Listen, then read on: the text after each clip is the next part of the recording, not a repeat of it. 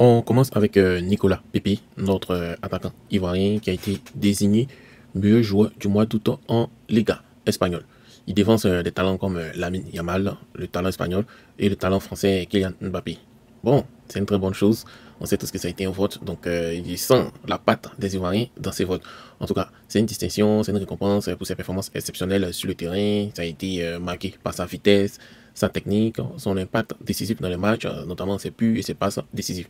Bon, pour ceux qui ne connaissent pas Nicolas Pepe, il est connu pour son style de jeu explosif et il a su se démarquer grâce à ses dribbles percutants et ses contributions offensives. Voilà, donc son rôle clé dans son équipe a attiré l'attention des observateurs qui vont lui peut-être insérer Ballon d'Or dans les années à venir.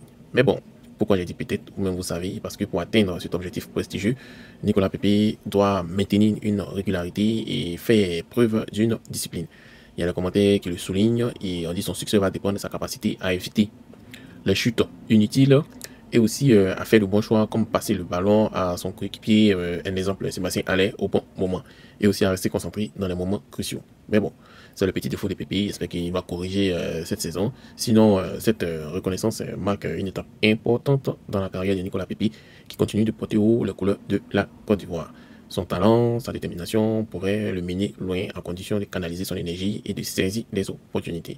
Donc, félicitations, on espère que tu vas être le meilleur joueur du mois de septembre aussi. Bon, on a Ousmane Diomandé qui est de retour, hein. Il s'est enfin rétabli de sa blessure subie dès la première journée du championnat portugais. Il était absent pendant plusieurs matchs et il est absent depuis ce match en fait.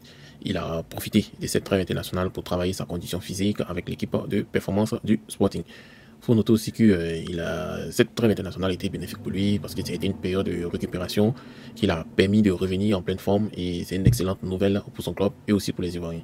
Le Sporting, son club, avait ressenti l'absence de Diomandé, notamment lors de la défaite contre Porto, où le Sporting a manqué de solidité défensive. Donc son retour est très attendu pour renforcer l'arrière-garde de cette équipe.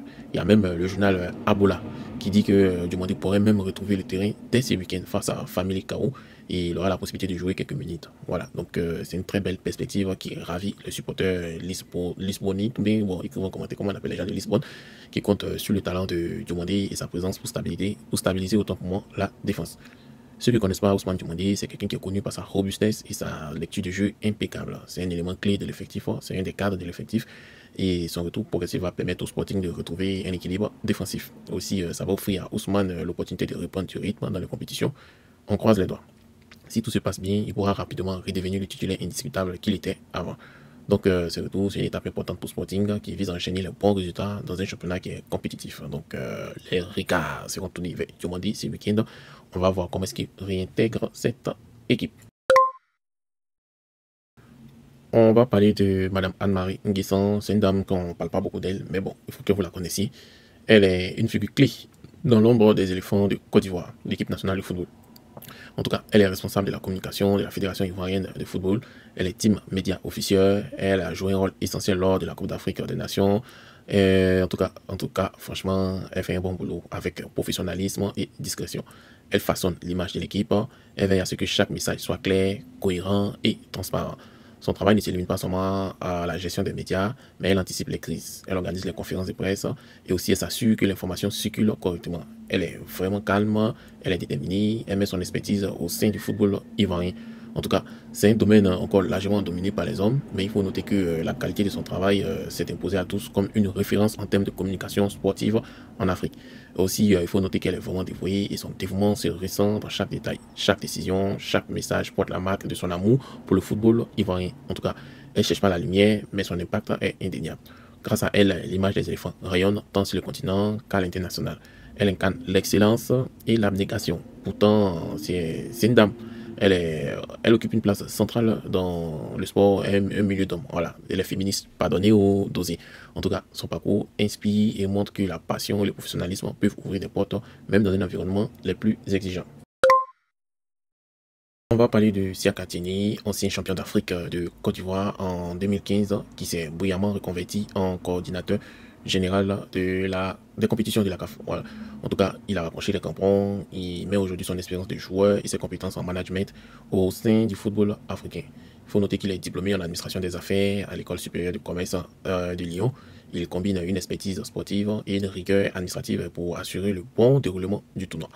Bon, ce qu'on sait, c'est qu'en tant que coordinateur général, il supervise tous les aspects logistiques de la compétition, de la coordination avec les comités locaux d'organisation, à la vérification des stades, des vestiaires, aux générateurs. Il veille à ce que tout soit parfait pour les équipes, les joueurs et les supporters. Donc, il faut noter que son rôle est très essentiel pour garantir les conditions optimales lors des événements majeurs comme la Coupe d'Afrique des Nations. Il faut noter qu'il reste 100 jours pour que la CAN 2025 au Maroc commence et Tianiaseki, j'aime le Siakatini, se montre optimiste. Il souligne un enthousiasme et aussi l'investissement du Maroc pour faire cette édition un modèle d'organisation. Donc, selon lui, le Royaume met tout en œuvre pour offrir une expérience exceptionnelle. Voilà, il a dit que l'engagement du Maroc est impressionnant. Cette CAN sera une réussite grâce à leurs efforts. C'est ce qu'il a déclaré. Donc, lui aussi va contribuer à faire rayonner le football africain, prouvant que son impact va bien au-delà des terrains. On a connu Issa, un jeune défenseur ivoirien, défenseur central ivoirien de 19 ans, qui a officiellement signé avec le LASK. C'est un club de première division dans le championnat autrichien. Il vient du Racing Club d'Abidjan. Normalement, on doit changer même le nom d'Abidjan. Il vient du Racing Club de Yopougon. Voilà. En tout cas, son transfert marque une étape importante dans la carrière de ce jeune talent qui s'est imposé comme l'un des meilleurs défenseurs de la Ligue 1 ivoirienne grâce à sa maturité, sa solidité défensive et aussi son calme sur le terrain. C'est un joueur qui a paraphé un contrat de 2 ans avec l'ASK où il va renforcer l'équipe amateur dans un premier temps. Ensuite, il va monter pro. Voilà. C'est déjà bien qu'il renforce l'équipe amateur parce qu'il va apprendre les rouages techniques du football européen et s'il explose, il va devenir pro. Il faut noter qu'il fait 1m95, il se distingue par un physique imposant, une vitesse et une capacité à relancer proprement le ballon. Il a été formé au Racing Club d'Abidjan, il a brillé avec l'équipe U20 de Côte d'Ivoire et ça a attiré l'attention des recruteurs européens. Malgré les rumeurs qu'il envoyait au Rapid de Vienne, c'est finalement l'ASK qui a sécurisé sa signature. C'est un club qui est connu pour sa politique de développement de jeunes joueurs, surtout de jeunes talents africains. Ils offrent un cadre idéal pour permettre à Kony de progresser. J'ai dit que c'est vraiment une opportunité pour lui de découvrir le football européen et aussi s'adapter à nouveau à un championnat. Donc son arrivée, c'est une bonne nouvelle pour le LASK, mais c'est une mauvaise nouvelle pour le Racing Club d'Abidjan. Et le LASK va compter sur lui pour apporter une stabilité défensive. En tout cas, nous les Ivoiriens, on va suivre avec intérêt ses débuts en Autriche et on espère qu'il va confirmer son potentiel rapidement.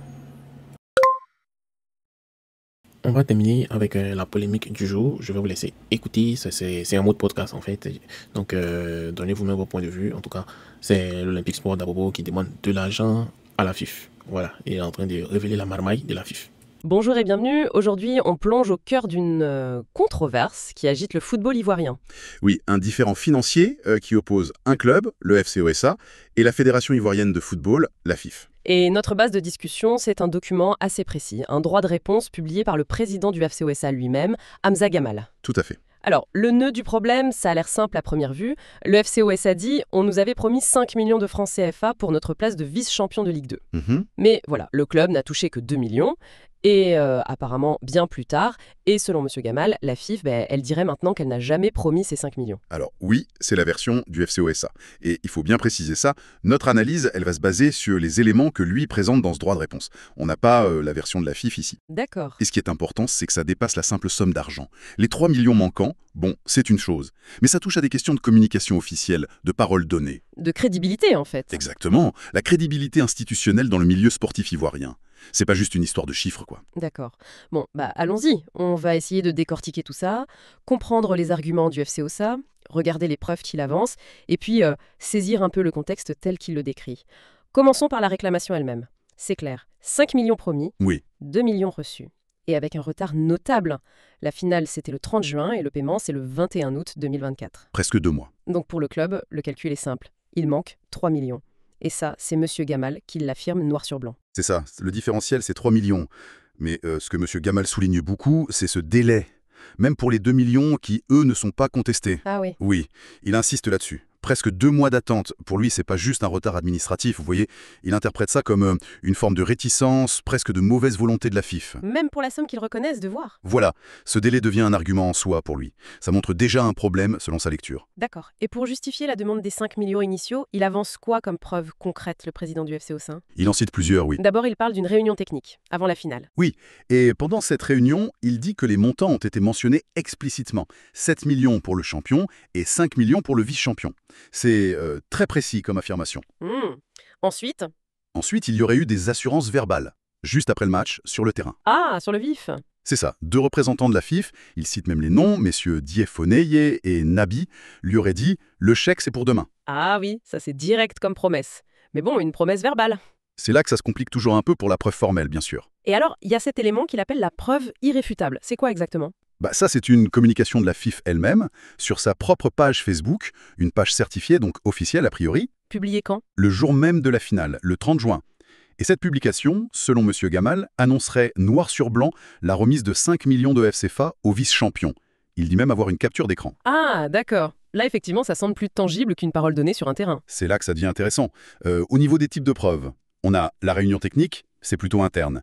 Les assurances verbales, même si elles viennent d'officielles, c'est parole contre parole si l'autre partie nie. Oui. Mais cette publication Facebook-là, on a quelque chose de public, d'écrit, qui émane en théorie de l'institution, via un canal qu'elle contrôle et qui est certifié. Et ça a quelle valeur, ça, une publication Facebook, même officielle? C'est une vraie question aujourd'hui.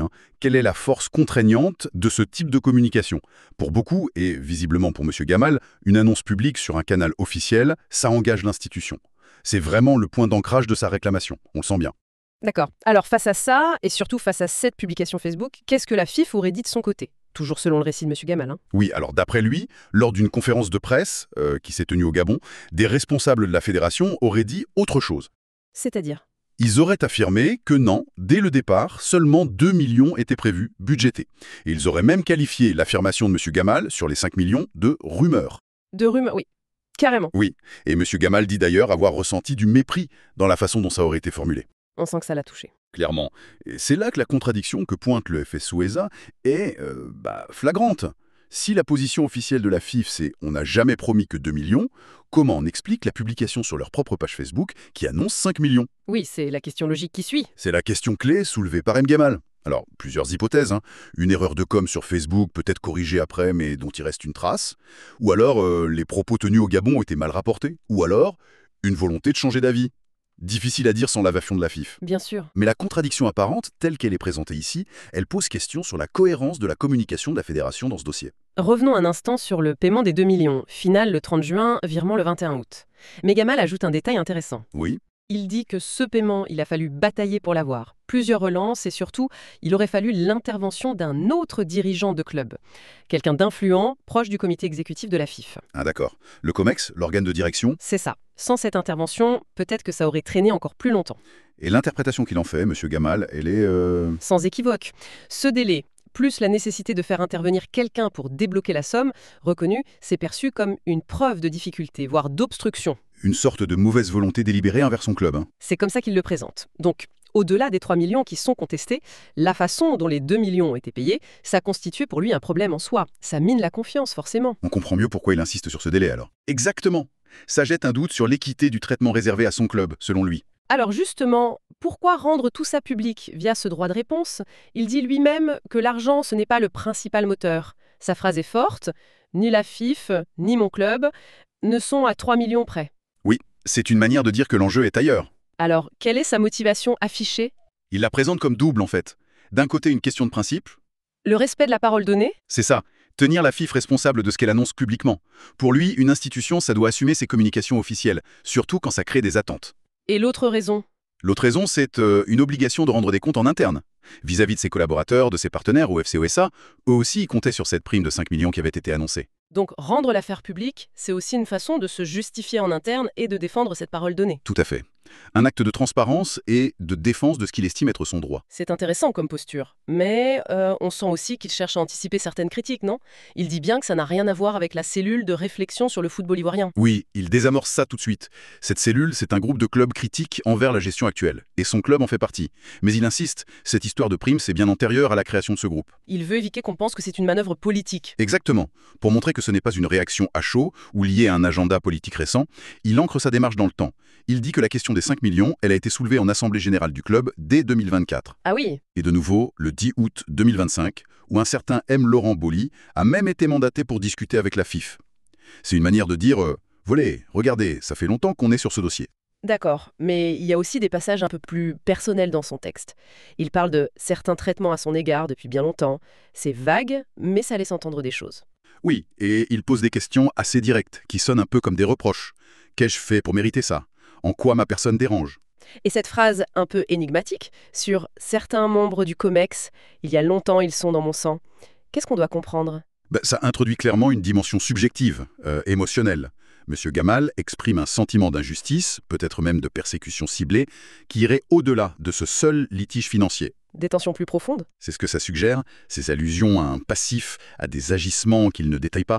Ça laisse penser que ce conflit sur la prime pourrait être le symptôme de relations personnelles dégradées ou d'antagonismes plus anciens avec certains dirigeants de la FIF. Faut rester prudent avec ça, j'imagine. Oui, absolument.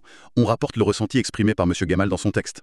Sans fait précis pour étayer ses traitements, on constate juste qu'il perçoit la situation à travers ce filtre de relations tendues. Et ça complexifie la lecture de l'affaire, évidemment. D'accord. Et comment il termine alors? Quelle est la conclusion de sa démarche dans ce droit de réponse? Il lance un appel, je crois. Oui, un appel très clair et direct à la FIF. Il demande 3 choses, en gros. Lesquelles? Respecter les engagements publics, rétablir ce qu'il estime être la vérité, donc reconnaître la promesse des 5 millions, et, logiquement, payer le solde de 3 millions. Et s'il refuse? Alors là, il y a une sorte d'ultimatum, mais formulé de manière assez particulière.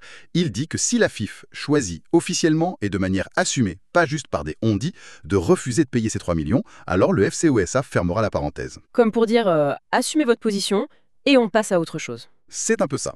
Il cherche une clarification officielle, même négative, pour pouvoir clore le dossier. Et il finit en rappelant ses années d'engagement dans le foot ivoirien, comme pour souligner son incompréhension face à ce manque de respect qu'il ressent. D'accord. Donc, si on essaye de résumer la situation, vue uniquement à travers ce droit de réponse, on a le FCOSA qui réclame 3 millions. Oui. Il se base sur une promesse de 5 millions faite en réunion, confirmée verbalement et surtout publiée sur la page Facebook officielle de la FIF. C'est le point clé. Le paiement tardif et compliqué des 2 millions rajoute à l'incompréhension et à la méfiance. Et au-delà de l'argent, M. Gamal met l'accent sur le respect de la parole, la cohérence de la FIF, sa crédibilité.